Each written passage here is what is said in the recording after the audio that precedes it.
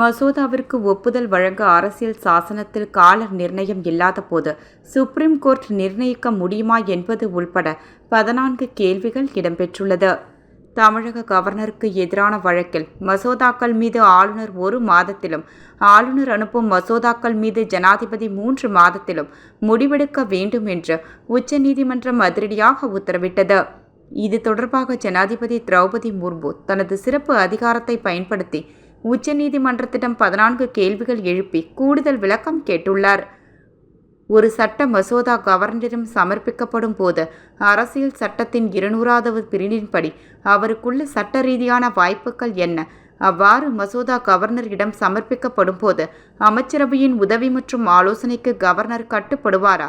அரசியல் சட்டத்தின் 200வது பிரிவின்படி கவர்னருக்கு உள்ள சட்ட ரீதியான தனி உரிமை என்பது ஏற்றுக்கொள்ளக்கூடியதா? அரசியல் சட்டத்தின் 361வது பிரிவு அரசியல் சட்டத்தின் 200வது பிரிவின்படி கவர்னரின் செயல்பாடுகளை ஆய்வுகள் செய்வதற்கு தடையாக உள்ளதா?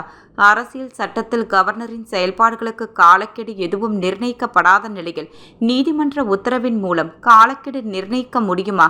அரசியல் சட்டத்தின் 201வது பிரிவின்படி ஜனாதிபதியின் தனி உரிமை ஏற்றுக்கொள்ளக்கூடியதா? உட்பட 14 கேள்விகளை எழுப்பியுள்ளார்.